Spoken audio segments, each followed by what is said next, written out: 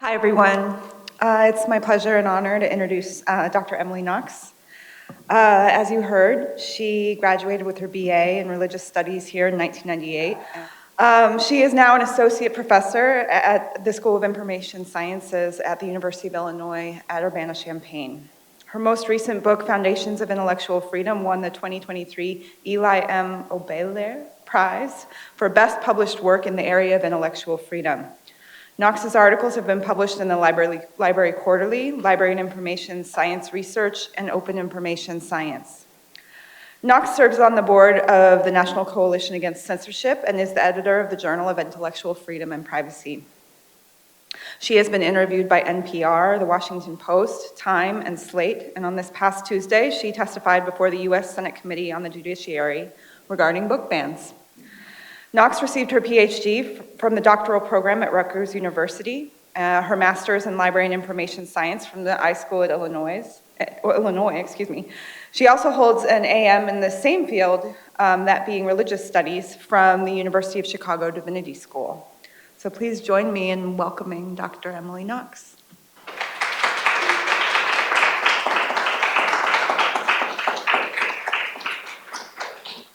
So thank you so much for inviting me to be here. I've given a lot of talks over this past 2 years or so, but this is very special for me to be back here at Smith. I was in Wilder, I should say. I was there all 4 years. I was in the same corner, except for my third year. I spent my junior year abroad at Hebrew University in Jerusalem. But then I came back and went to my same corner in Wilder. It's also wonderful to be here in this library. I can say as an alum, it was fascinating for me to watch the consternation about the new building as someone who studies libraries. And then we get this glorious building, which is often what happens with libraries. A lot of my research is actually about how do people feel about libraries? What are libraries? What do they mean to communities? And it was interesting to see all those feelings come up with people as this building was being built. And it is glorious, just more wonderful than I could possibly imagine. I teach a little bit about library buildings. I picked up some things that I will be telling my students when I teach Libraries, Information, and Society this spring. But today I'm here to talk about my main area of research, which is books and book banning. So I want to talk a little bit about this picture. This is actually from the Tucson Unified School District, which I now see as a bellwether for where we are. So in Tucson, they dismantled the Mexican American Studies program. They did that by walking into the classrooms and boxing up the books and putting them in boxes that said, "Banned books, please remove," and they took them to a warehouse, and then they were just gone. The reason I see this as a bellwether is because it was actually an argument about what people sometimes call critical race theory. But interesting enough, in Tucson, they not only had a Mexican American Studies program, they also had an African American Studies program and a Native American Studies program. It was only the Mexican American Studies program that they dismantled. And this really has to do with politics and the demographic change in Arizona. What was going on? This is when they had the Papers, Please law in Arizona. There was a lot of discussion about what is Arizona becoming. And as you'll see through this talk, in fact, what we're going through now is really, what is America becoming? What is our country going to look like in the next 20 years? So this is just a quick overview. I'll talk about why books, why public schools and libraries, why now, and I always say, how can you respond? I really think that I need a call to action because of where we are now. So just a little bit about my background. I came here to Smith in 1994. I did religious studies, which I have to say was one of the best things I could have done. You learn so much about other people and cultures when you do religious studies. I went to Hebrew U because I did religious studies, and that seemed like a good place to go. I learned a lot about politics and religion living in Jerusalem, which is not surprising. After graduating from here, I went to the University of Chicago, did my AM there. I worked as a law firm for 2 years, learned I did not want to be a lawyer. Then I went and got my library and information science degree and worked as a theological librarian in New York City. And then I went to Rutgers. But one thing I kept in mind throughout my work was really how interested I was in banned books. My mother was a high school librarian for 32 years in Montgomery County, Maryland, and we always observed Banned Books Week. So she would bring home the list. Judy Blume would be on the list. I would be very upset because I loved Judy Blume. And I would be like, why do people not want me to read Judy Blume books? So when I was here, I started studying fundamentalism and evangelicalism in America. And I continued that study when I was at the University of Chicago. And then finally, when I got my doctorate, I knew that I wanted to look at one particular question. Why do people try to ban books? What is the point of engaging in this exercise of censorship? So I often start here really with the term intellectual freedom, which I have to say is a bit of a library jargony term. Almost no one talks about intellectual freedom outside of academic types, libraries. People say things like free speech, cancel culture. These are the sorts of words that are used. And a lot of time they aren't talking necessarily about what's happening in a library or school. They're really talking about what people are typing on X, Twitter, right? That's really what they mean when they talk about things like free speech. But intellectual freedom is a principle that librarians have supported since 1938. So it's a right of every individual to both seek and receive information from all points of view without restriction. When we think about censorship, this is a suppression of ideas and information. Now, if any of you saw the testimony, what you see is that people get into very semantic games about what is banning, what is censorship. The way I think about it is that censorship is impeding access of a particular work so that the people for whom it's intended are not able to read it. So it's not so much that something is necessarily banned, but things can be restricted or redacted or relocated, and I call this censorship practices. This is something that we all engage in various ways. The example I always give for myself is that I don't read or watch horror because I like to sleep at night. I'm not interested in not being able to sleep. The only horror I'll ever watch, I don't read it at all, it has to be a true classic. So like I've seen The Exorcist and all those sorts of things, but usually with all the lights on a Saturday while I'm doing other things, right? I'm cleaning or something like that. I'll have it on so I can just understand what's going on in those particular things. So a censorship practice is an action that we do. And I divide these into active and passive practices. Active practices are what I call the 4 R's. That's redaction, restriction, relocation, and removal.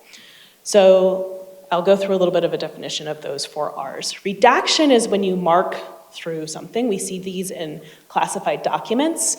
I do Freedom of Information Act requests, and often people's personal information is redacted. This was also the request in Mouse, if you're familiar with the McMinn County, Tennessee, when they tried to remove Mouse from the school curriculum. They actually were requesting that they be able to redact the pictures that they didn't like, but their lawyer told them that would be a copyright problem, which is why they decided to move the book altogether. Restriction, on the other hand, this is really where the intended audience comes into play. I call this putting behind the desk. So this means that you have to go up to the librarian and say, may I please read that book? Or there's a permission structure of some sort. And so that the people for whom it's intended are not able to get it freely. Relocation is what you see mostly in public libraries. So this is when something is moved from the juvenile section, for example, for whom it's intended, to the adult section, or to what's called maybe a parenting section, right? So this often happens to Roby Harris's book, It's Perfectly Normal. So this is a book for kids about sex education, and it will be moved from the kids section to the adult section, even though it's not intended for adults. Finally, removal is what most people think about when they think about censorship. So this is when something is removed from the collection, but I think this also has to be looked at with a nuanced eye. So it is not the same thing to ask that something be removed from the curriculum, or from the school library, or from a classroom library, or from the public library. These all have different nuances as to what someone is asking for something to happen. So again, those 4 R's are redaction, restriction, relocation, and removal. Those are active practices. Passive practices are things like self-censorship, which I'm quite worried about right now. This is the idea that people will just not write or create the way that they used to. And also bias. So this would be bias in collection development, mostly for librarians, not wanting to buy something because you disagree with it for some reason. More broadly, I call what I do the discourse of censorship. And I just want to talk about this picture because this is so familiar to me. So this is at a public library board meeting. What you'll notice is that there are no kids in this picture. So all of this discussion is about kids and like, what are kids reading? But we rarely hear kids' voices in this. The person who testified with me, Cameron, they're no longer a kid, they're a sophomore in college. But I thought it was so important that they have their voice in the testimony because they are a young person who is affected by these policies, by trying to ban books. And so many times we don't hear that voice. We just hear a lot of adults yelling at each other.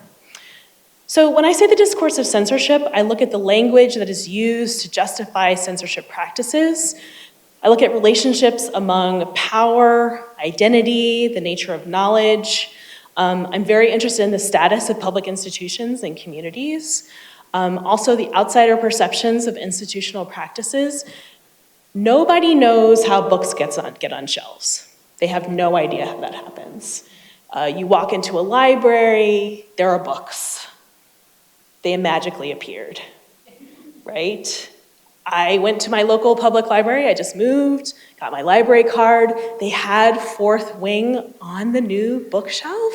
And I was like, well, I'm getting that. Because I had heard all about it, and it has a great cover.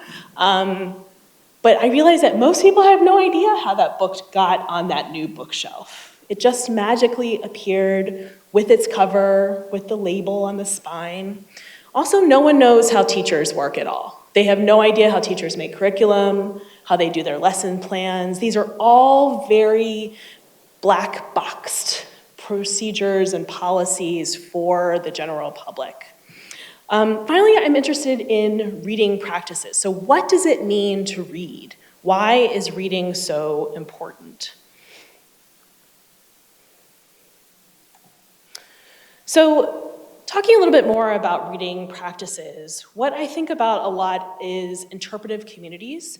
I'm particularly interested in Stanley Fish's argument about, is there a text in this class? He says that there is no embedded meaning in a text, that we bring our own baggage to texts. And if we share a particular interpretive strategy in understanding that text, we're part of an interpretive community.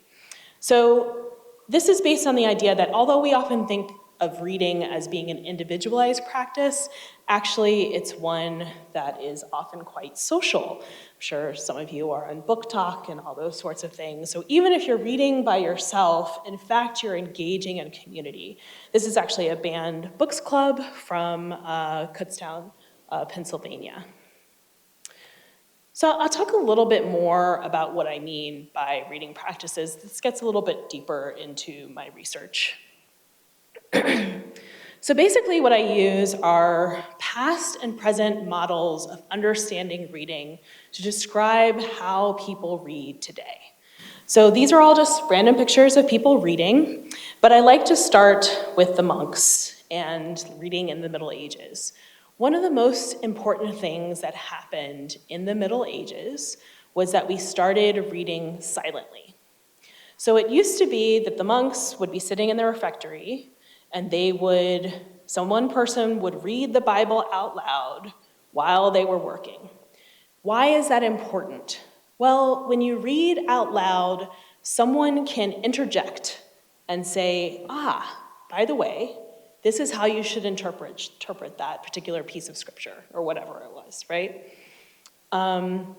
You know what someone is reading, and you know where they are, and an authority can say, and this is how you should think about it. This is impossible when you have silent reading. And I'll actually show you where this shows up right now. I also talk about the early modern era. So this is really thinking about the Reformation. One of the amazing things that happened in the Reformation is that a doctrine was introduced that said you could save your soul by reading a text. That's actually quite revolutionary. So this is the doctrine of sola scriptura. Basically, if you read the Bible, you can save your soul. How this is passed down to us is that we think reading is very important. What do I have my students do in class? I have them read. Why? So that they can become more knowledgeable about a subject. It also influences how we think about books. So books should contain the truth, and truth should be in books. And it becomes this very circular argument about the actual codex itself. Although you should know that the reformers were very worried about people being able to interpret the text by themselves. This is the doctrine of the priesthood of all believers. They actually didn't trust that at all. So what they started doing was writing commentary around Bibles. So I'm sure we have some of those in our special collections, just like all this commentary about like how you should interpret this text, because in fact, they did not trust members of the church to be able to interpret texts by themselves. In the modern era, what we see is that there becomes an idea about like who has critical distance from a text. Now, this is sometimes somewhat controversial, but in fact, the only people who have critical distance from a text are men. And I will prove it to you. How many of the books that get on these lists are for men? When was the last time you saw a book that was a thriller on one of these texts? Horror, suspense, they almost never show up. And when they did, when James Patterson's book showed up, everybody was upset. And it was immediately just brushed off, right? That's not going to happen. In fact, women and children are not seen as having critical distance from the text. Another way I can prove it to you is that most libraries don't collect erotica, even though they will collect the most violent book you have ever read in your life. The idea that you could be somehow stimulated by reading these books is considered to be something that is not okay. I've had people push back on me about this. I'm like, well, go take a look at your library, see what's going on, take a look at the books. Who is considered to be able to actually have a critical eye when they read? And really, adult cis men are the ones who are considered to be able to have a critical eye. So, just very briefly, in the United States, this is often combined with the idea of common sense interpretation of the text. So this is from Scottish common sense philosophy. This is the idea that we hold these truths to be self-evident. So a text says what it means and means what it says, which is why people are constantly reading out texts to me. So if any of you saw the testimony on Tuesday, Kennedy read out "All boys aren't blue," as if this is convincing, right? The idea like, I read you this text. How can you see this as anything other than obscene? because that's what the text says. This is truly part of this philosophical tradition that was very popular in the 18th century, and of course, actually is passed down through us through a lot of Christian right-wing understanding of how texts work. But it's also just like floating in the ether of our world. So these are a lot of the books that are being challenged right now. And I use the word challenge as opposed to ban, because ban implies removal from those 4 R's, while a challenge just means that someone has an objection to a book. So these are all what we call diverse books. Some of them have been on the list forever. I Am Jazz. When Jazz published that book, her book has been on there since she published it. Some of these books are newer. Drama has actually always been up there. People don't like the later Gator ones. Those pop up all the time because they use text speak. Toni Morrison's books are always on the list. When we say that a book is diverse, what we really mean is that it has a certain political point of view. What I saw in my research is that there are 2 main reasons given for challenging diverse books. First of all, books that are about LGBTQIA subjects are always seen as being about sex and therefore unsuitable for the age group. So this is sort of an automatic definition. If a book, even if it's about 2 penguins, is about an LGBTQIA person, then it will be about sex and is inappropriate. If a book is about a person of color or BIPOC people, then there's an argument that's a little bit different. It's an argument that has to do with Chimamanda Adichie's argument about the one story, right? That there's only one acceptable story if you are part of a minoritized population. And it has to be, I think the best way to think about it is a story of like up from bootstraps, right? Triumphant, without describing any trauma too much, right? So you sort of gloss over any trauma that might have happened and you very much focus on the triumphant aspects of someone's life. What really pulls all of these together is something called difficult knowledge. So this is one of my favorite books of all time. This is by Carrie H. Robinson. And she discusses how difficult knowledge is knowledge that many adults find challenging to address in their own lives, but especially with children. And I actually got in an argument with someone today on WGN radio. It wasn't an argument, but the host said to me, well, what if a parent just doesn't want to talk about that? And I said, but that's what you sign up for as a parent. Your child will bring difficult topics to you, and you need to be prepared to respond to those topics, even if it is difficult and upsetting for you. And I realized in that there are so many things that we are uncomfortable about talking about. I was on a panel with a librarian, and she said that she realized that in order to advocate for all boys aren't blue and genderqueer, that she had to be comfortable talking about sex. And she had never thought about that before. That like she had to really develop her own vocabulary and lower her own discomfort for talking about these books. The reason why they are important is that everyone has the right to be able to describe their own lives. And these books give kids vocabulary to describe themselves. My favorite anecdote about this is that in Roby Harris's book, It's Perfectly Normal, there's a depiction of a child who goes to their parent and says that they are being sexually abused.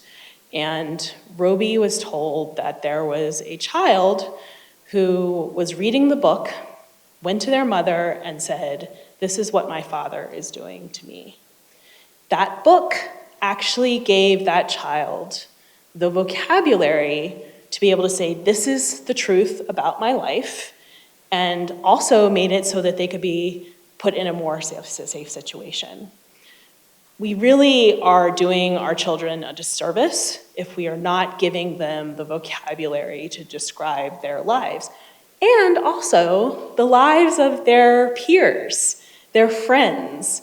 What I'm often arguing with people is that, it's not like genderqueer just triggers a kid to decide that they have gender dysphoria, right? That's not really how it works.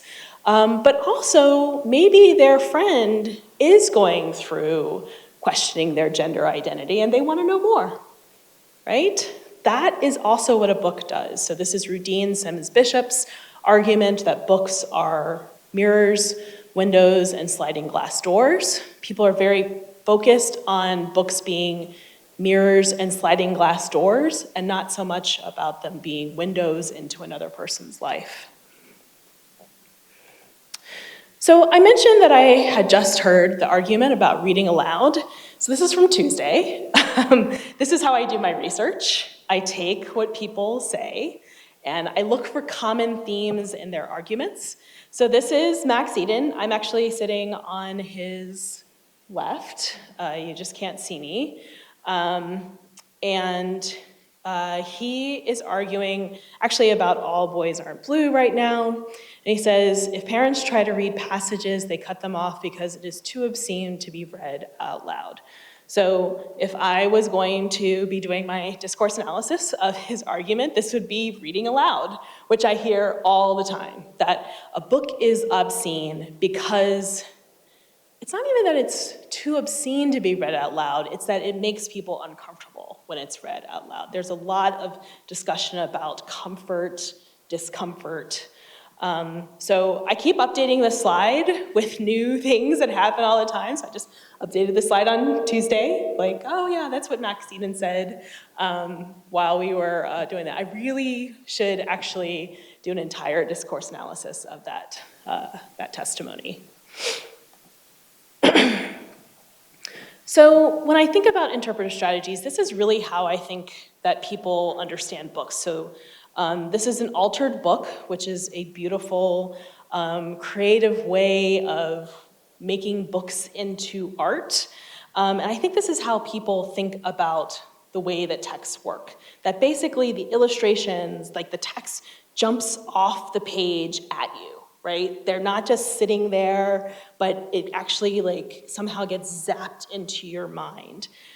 So a lot of people worry about things like common sense interpretations of the text. This is the idea that what I would call polysemic interpretations are impossible, only monosemic interpretations are possible. That there's no room for alternative interpretations. They fear undisciplined imaginations. They think about mimesis a lot, that if you read something, you will mimic it. And there's a lot of concern about short and long-term effects of a book. So basically, if you read about someone doing drugs, you will do drugs. And then in the long term, you will have bad moral character.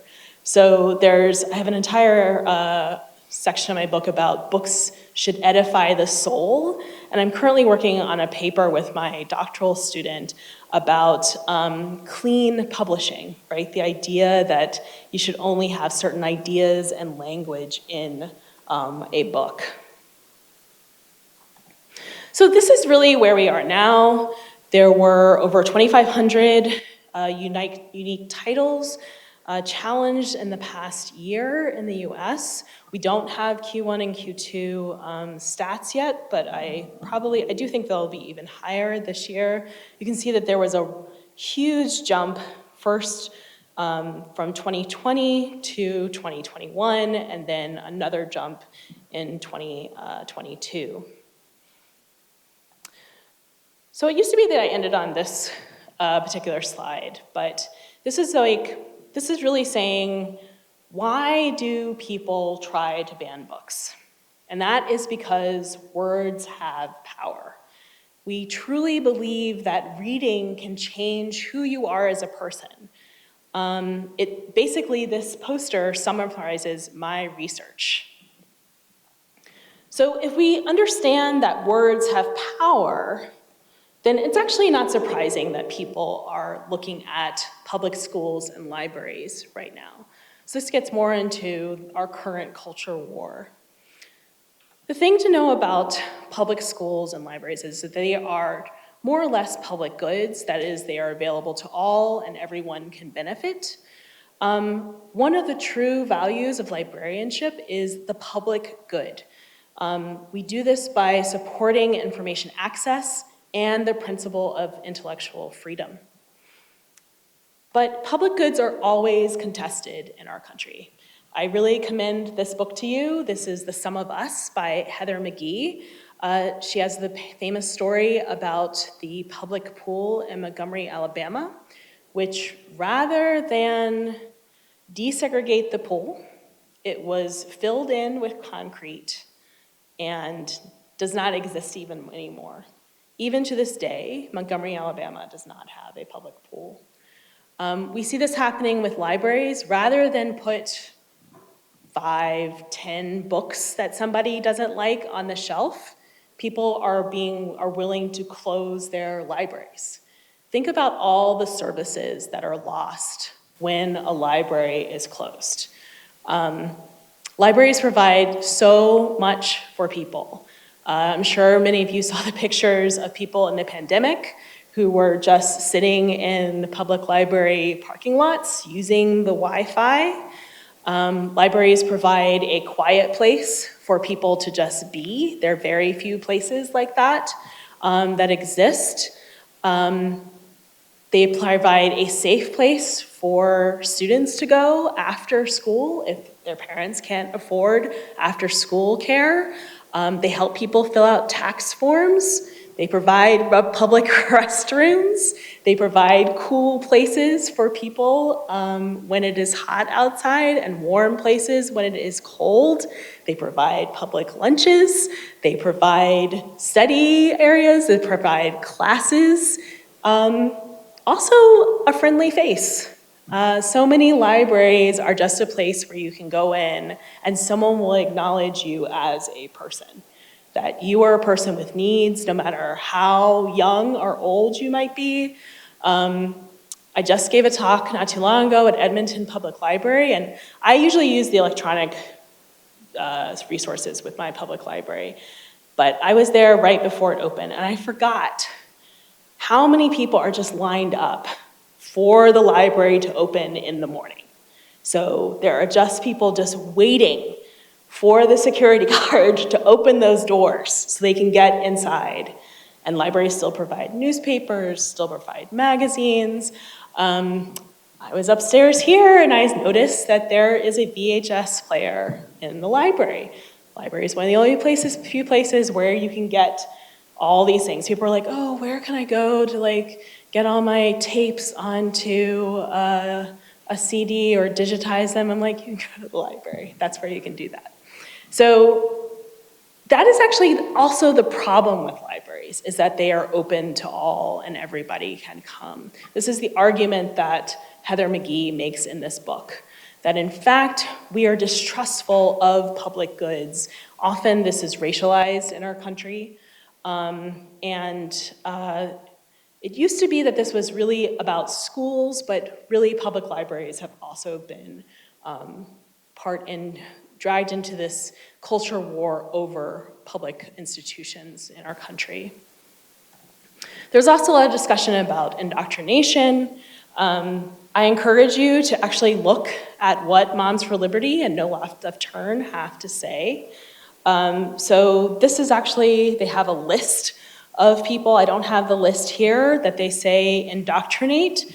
When I did my paper on the Tucson Unified School District, I actually talked about indoctrination, which has formal definitions in education theory, and what do people mean by this. But it's a word that is kind of just thrown around, like you aren't educating, you're indoctrinating. But in fact, this is actually just a way of people saying, I disagree with whatever is being taught at any given time. This is a recent article in the Chronicle of Education, Higher Ed, which is really about how do we understand where public institutions sit in our country. So Amna Khalid actually talks about accountability versus control. So the idea that people are actually confusing the idea that you can be accountable, that yes, public institutions are accountable, but that doesn't always mean that you have control over what goes on in that particular institution. So why is this happening now? First of all, we are moving to becoming a majority-minority country. This is actually something that we see is a very difficult shift throughout our society.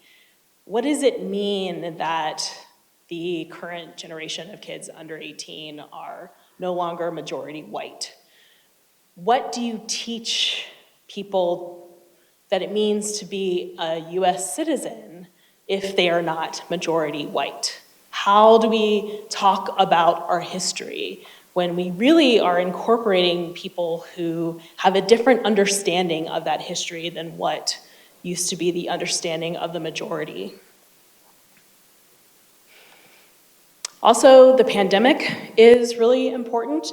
These are the most recent numbers for this last week. So we have had almost 7 million deaths worldwide. We've had 1.118 million deaths in the United States.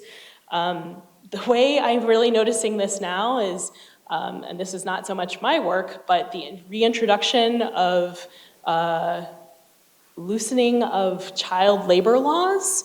I really think this is related to the fact that so many of our service workers left us, died during the pandemic, and this is a new population of people. So you hear about, especially Arkansas and some other states saying, well, we need to make it easier for children to work. I'll tell you the way I often think about that is whose children and which children will be working with these loosened child labor laws. But I think this is some of the ways that we aren't even quite grappling with everything that happened with the pandemic. Most importantly for my work, school came home. So for any of you that have children, I have stepkids, school is a black box. The kid goes to school and then they come back home, and that is it. You do not know what happens. They say, I have a 12-year-old stepson, and you ask him what goes on at school, and he says, it was fine, it was good. You have no idea what happened at all. But during the pandemic, as many of you know, school was at the dining room table. And I think a lot of parents were surprised about how much pedagogy has changed over time. I think that people imagine that pedagogy stays the same, but in fact, there is much more social emotional learning, there's new math, there's all sorts of things that have changed when it comes to teaching. And I think a lot of people were surprised that what they call critical race theory, but is actually a way of describing our history, is taught in schools. My best example for this is actually Columbus Day. So when I was a kid, Columbus Day was just a day off of school, and then it had lots of sales. That's it. Now there is Indigenous Peoples Day. Columbus Day has become contested. I have to tell you that for some people that probably came out of nowhere. They have no idea. Columbus Day was just a day off, but now it is something else. Also, George Floyd's murder and protests. These happen in very small, often very white towns around the country. I think a lot of parents were surprised to see their children protesting something like this. They said, where did that come from? And we're just in a time of reactionary politics. So just to wrap up, what can you do? You can always read a Rand book.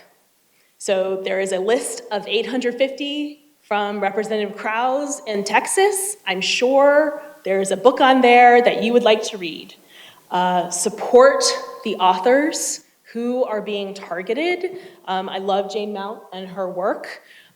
This is just, some of the books that are out there. If you work at a library or you love libraries, be prepared and be organized. Don't think that just because you're in a blue state or in a city that this won't happen to you. I often talk to academic librarians and I say, think about what happened in New College in Florida. I really think that, especially for public academic libraries, that collections will be reviewed, I think is how they'll probably put it at some point. There are lots of organizations, so I am the chair of the board of the National Coalition Against Censorship. We just launched our Kids' Right to Read network. This is an answer to Moms for Liberty. You can join, start a chapter in your own town.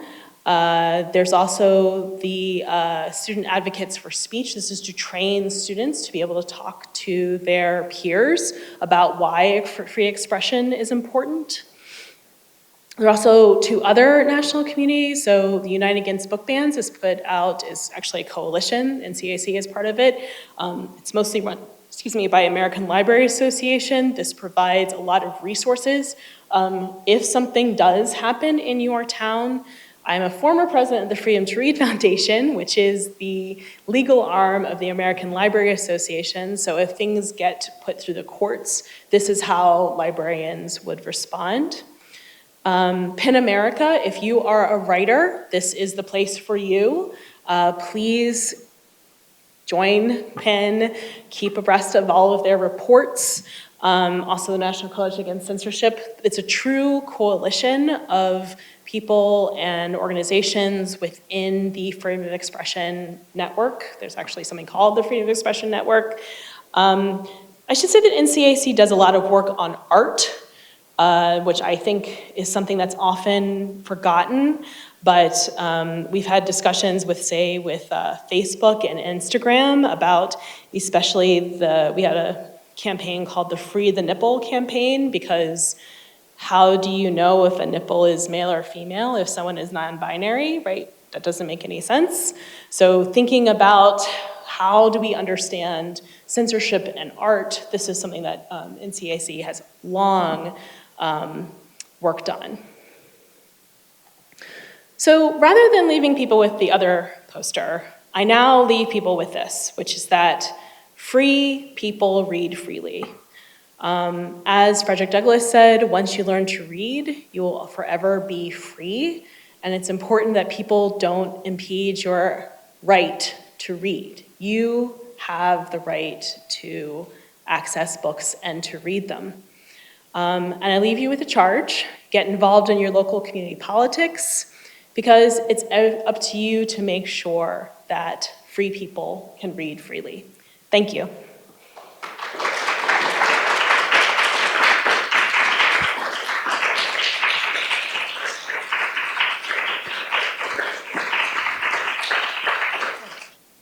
First of all, thank you. Sure. Wonderful. So I'm very interested in starting to research and or study banned books. So in high school, I made this book club with my librarian that I think now could very easily be called a banned book club, that it could not when we started it.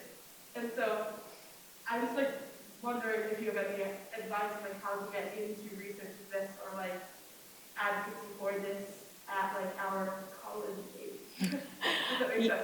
Yeah, so the best place to start is with the American Library Association's lists of banned books. They are put out every year. They're all available online. So start with those lists, because they're true bibliographies. I didn't get to give my speech on the importance of bibliography as a research method, but they are a way of knowing how which books have been banned over time and for what reasons. And their larger bibliographies always give sources for that, so you can do primary source research on that. For banned books in general, I have my book on book banning in 21st century America. I think it has a pretty good bibliography on thinking about how people have thought about banned books over time. There are actually 3 books, if you're looking at it specifically from librarianship, there are 3 books, and I'm going to forget them, of course, that look from 1876 to around 1967. The middle one is, the first one is Robbins, and I cannot remember the middle one. The last one is Samek. So if you read those 3 books in order, you get a good overview of thinking about how people have understood banned books over time. Mm-hmm. So, a question from online. How should libraries determine what books are age appropriate? Oh, so this is what librarians are trained to do. I think this is one of the things where people just do not know what you study in library school. So librarians use tools to be able to develop their collections. So no one really, it might seem like things just randomly appear, but in fact, our librarians who are going to be, our students who are going to be working with youth, take things like youth services to learn about the tools that they can use to find appropriate books for students. But I must say that this is very difficult. My heart goes out to middle school librarians because it is so hard to find books for people who are 10 and for people who are 14, right? Like that is just a huge range of development that I don't know how they do that. But we teach classes to help librarians be able to provide the resources that students of various, and I would say the correct term is not so much age appropriate, but developmentally appropriate books for everyone who uses the library.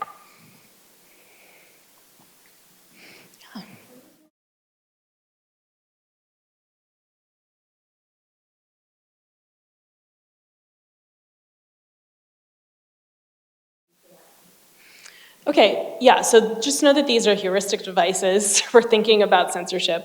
So passive censorship is when you decide not to do something. So you are not going to write a particular book because you are worried about what they'll say about it on Goodreads.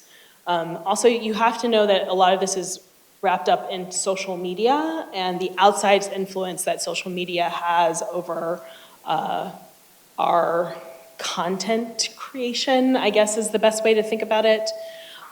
So self-censorship would really be about the creator and not wanting to create something.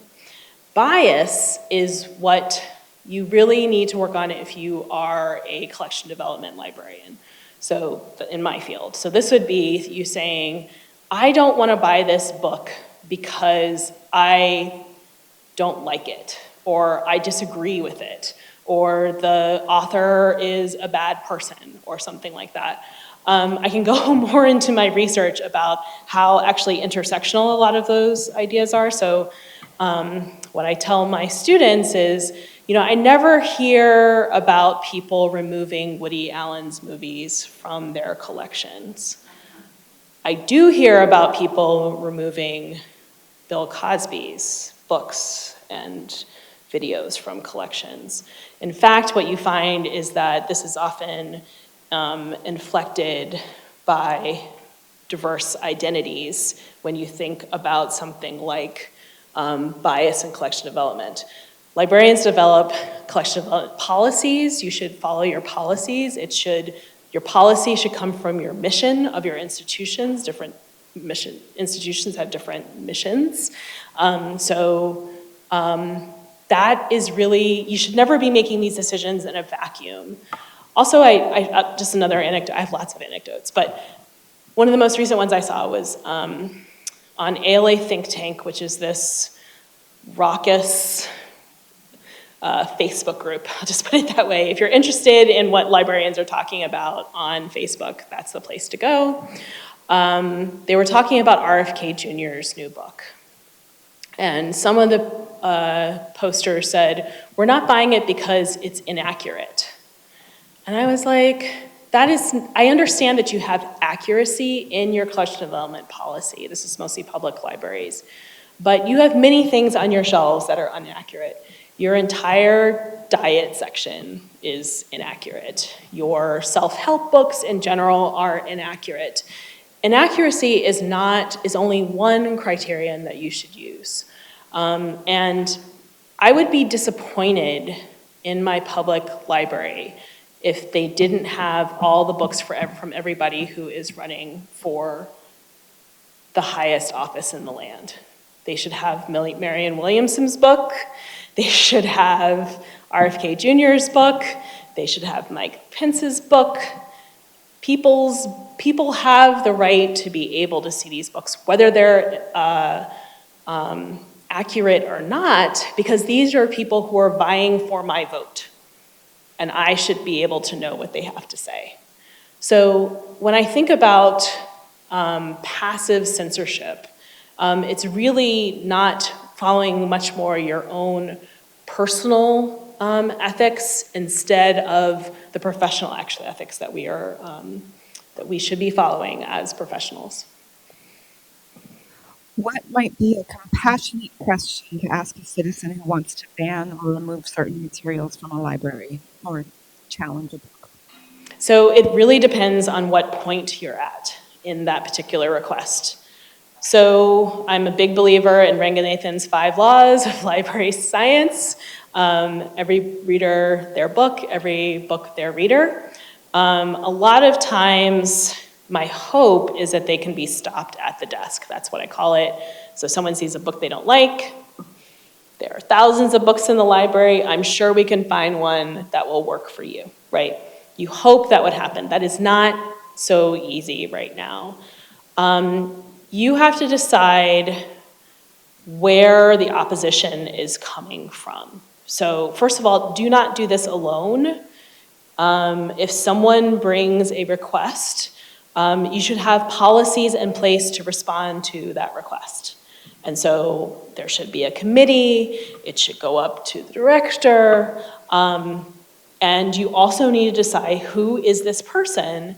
If they say they're from Moms for Liberty, then you know you're dealing with one thing. If they say like, oh, my kid saw this book and I didn't really like it, that's a different thing. So you have to really look at it from a particular case. This is something I cannot really get journalists to understand. Just like they try to say to me, like, what are all the cases? And I'm like, it's very different in different places. So don't do this alone. Follow your policies. Please report any requests. Yes?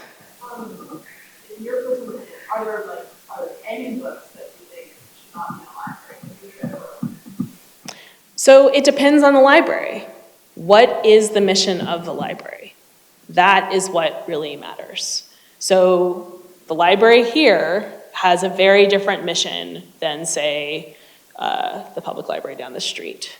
So it's impossible for me to answer that question because it depends on what people are using the library for. When I worked at a theological library, it was a library of the Episcopal Church. We were going through a lot about gay ordination. And at that time, we collected every single thing that was related to that topic because that was part of our mission. Whether that was for or against or whatever, it made no difference. We collected it because that was our job. So it's really hard to say that any particular library should or should not have particular works. We have a genocide studies program at the University of Illinois. You can imagine what is needed to support that program, right? Entire collections of hate speech. Because how can you study genocide if you're not reading what people say that eventually leads to genocide? It's impossible to do that. So each library has to have their own policy and their own, do what makes most sense for according to their mission and their policies. I recently saw a post claiming that people were trying to ban the Bible. It felt like a false backlash claim, but have you actually heard of anyone trying to do that? Yes, the Bible was actually on the most challenged list about 4 or 5 years ago, so that often happens. Books get challenged from all points of view. My favorite story about that was I was doing research with my research team, mapping information access on Alabama public libraries, because Alabama is first in the alphabet. That's the only reason we picked Alabama. But we got a request for consideration for a biography of Leonard Skinner. Someone did not like how Leonard Skinner was portrayed in that biography, and they wanted that book removed. I'm sure the librarian was like, we collect all of Leonard Skinner's biographies. We're not removing this one. I'm sorry, you don't like it. You know, like that's just how that is. You see the most amazing things that show up. Well, we are at time. Oh. And so speaking of amazing, thank you so very much for joining us Sure. today and Well, for thank you answering so our much. questions. And maybe one more round of applause. Thank you.